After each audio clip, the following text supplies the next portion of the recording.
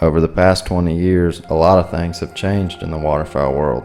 Our standard of excellence isn't one of them. We have been proudly family owned and operated since 1999.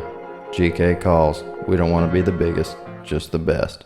Welcome to Michiana Outdoor News. I'm Kim Stricker from Hook and Look TV, and I want to talk to you about Lake St. Clair. I mean, a lot of you guys like to come up and fish Lake St. Clair, but in the midsummer, there's a pattern that has always worked for me. When the water temperature starts to get up into that 67-degree range, some of the fish, the bait fish, start moving up the channels towards the St. Clair River. And with the introduction of the goby, a lot of the fish remain deep in the river channel, anywhere from 17 to maybe 40 feet deep, depending on the area of the river. The introduction of the goby has changed the dynamic of the river channel.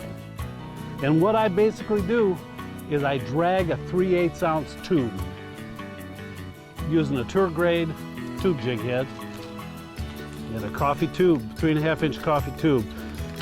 My favorite color, surprisingly enough, is called Magic Goby. I use a 10-pound Tatsu fluorocarbon leader, and I'm using 15-pound smackdown braid. And all you're doing is letting the current drag you through the river system. Just toss it out behind the boat, and it's all about keeping that right about a 45-degree angle, adjusting with speed with your trolling motor.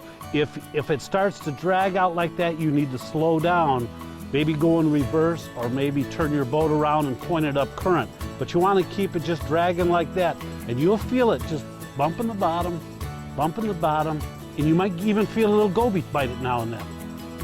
When you get bites like that, whether they're perch or gobies, that tells you you're in the right place, because that's why the smallmouth will be there. And as you're dragging, and you might feel a little harder thing that don't let go. Set the hook, and it's usually a good 3 to 4 pound smallmouth.